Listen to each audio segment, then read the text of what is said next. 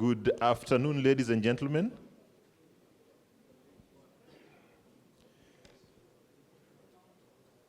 Let's settle down so that we can start our afternoon program.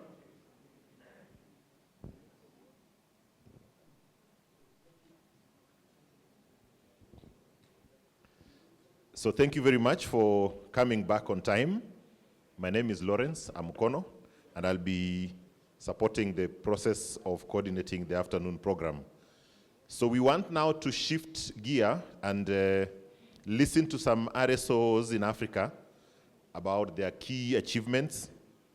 And we would like to then have our first presentation from beloved Mfururizwa from SASO. He's a technical director, and let's give him a round of applause as he comes to give us the experience. Recording in progress. Thank you. As mentioned, my name is Beloved Mfururizwa. I'm a technical coordinator with the SADC Aviation Safety Organization. The next slide will give an introduction to our RSOO. It's made up of 16 member states, and it's premised on a REC, on a regional economic community. So the membership to our RSOO is tied to the membership to the regional economic community. We also have some member states who also belong to other RECs as well as other RSOs. DRC, Tanzania are a few examples, but we have a way of coordinating with the sister RSOOs when dealing with these states.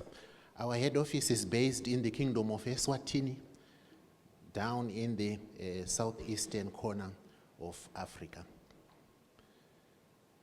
Now, when we talk of our EI performance, our regional EI performance, we are still one of the lowest regions in Africa. Currently, our EI for SADC member states is 60.53 against a 61 point something of the ISAF regional office and a 70% global EI. But interestingly, as you can see from that graph, we have been steadily gaining in terms of EI, and we have also been reducing the gap between ourselves and the other regions as well as the global area. So we are grateful we have managed to achieve that in the past few years. The next one talks of a few activities that we have taken place in order to achieve that gain in EI, which I mentioned earlier. We have got a cooperative inspectorate scheme called the NSI program, the National Safety Inspector Program. In that program, we have got 62 NSIs, and they constitute 6 domains: PEL, OPS, ANS, AGA, and SSP.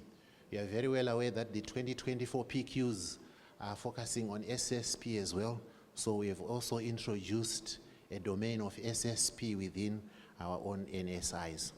In the past 3 years, we have conducted at least 27 missions to at least 12 beneficiary states. So that has been a very huge achievement on our part. The concept of our support is what we call implementation support. We are not just there to identify the gap that exists between your state and ICAO requirements. Yes, we see the gap. We fill in the gap. If it's a technical guidance material, if it's conducting certification, if it's doing OJT, we take you through it with you so that you develop your capacity to conduct safety oversight in your own state. Now, a few other achievements that we have gained in the past few years we have been operational is developing model regulations. In our region, we do not enforce the regulations onto the member states. Member states can adapt what they want, and then they utilize that. But some may take those regulations in whole or in part. The objective, of course, is to have a harmonized regulatory regime for the SADC region. So we developed model regulations.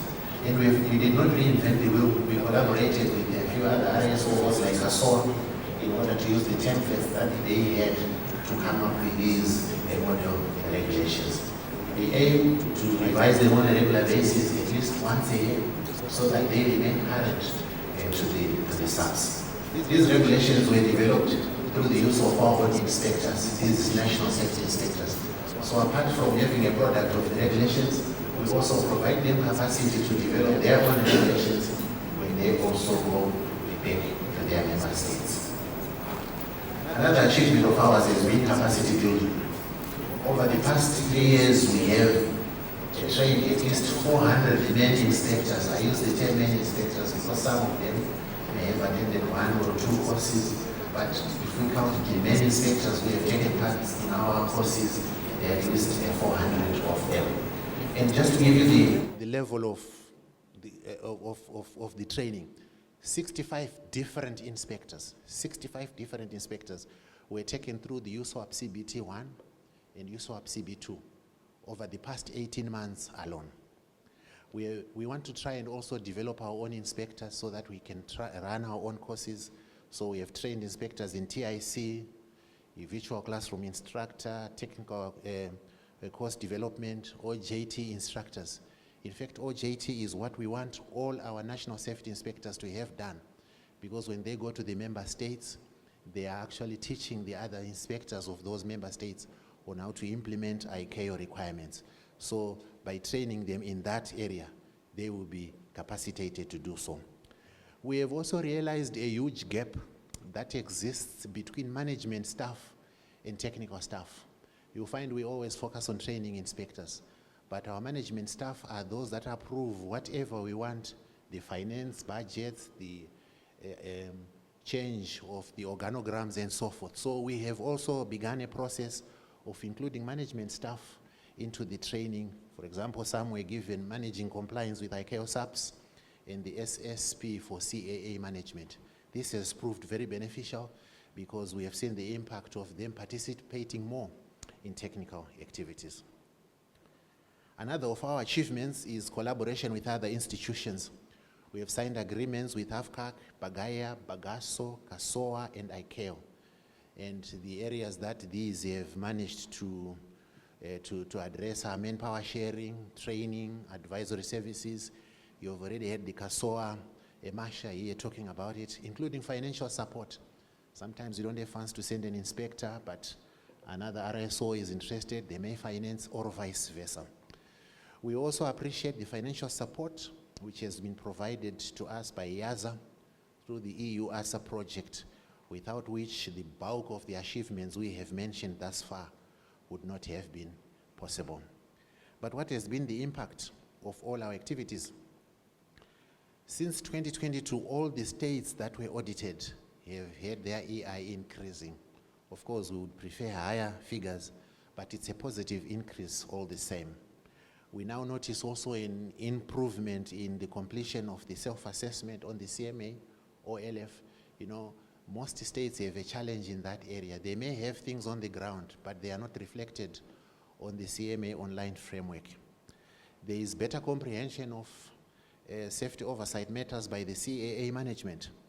And one area we also want to comment on is improved inspector competencies in managing complex situations.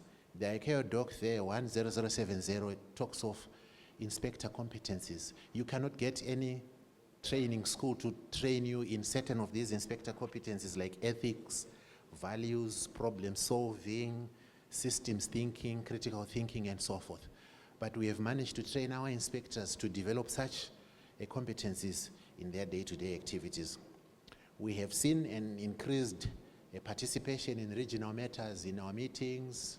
Like here we have almost all our member states in attendance, and any other activities that are called upon by ICAO or any other regional bodies. We have a greater participation in those issues. What about the future? We would want to see the EI of our region going up. So we also plead with ICAO for increased validation of the efforts that are being made by our states to comply with the SAPs and to update their statuses on the self-assessment. The 2024 PQs also focus on SSP. It's a new area, and I will be very honest with you, many states are still limping when it comes to SSP. So we want to improve our support to the member states in the implementation of state safety programs. We have 2 states with 3 SSCs, and it is our hope that we will resolve this soon as activities are currently ongoing.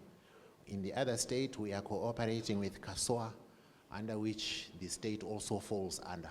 So we hope to resolve these SSCs in the, as soon as possible, in the near future as possible. Now, because of environment, for example, is an ICAO strategic objective, but because normally it's not audited, you may find the participation of states in those areas is limited. But we as an RSOO are already taking a step ahead and encouraging our states to improve their participation in environment activities, developing regulations, technical guidance material, registering their action plans and so forth. So we are going to take a step further to help our member states to improve in that regard. Otherwise, I want to thank you so much for your attention. That is a brief about our RSOO and what we have achieved in the past couple of years. Thank you.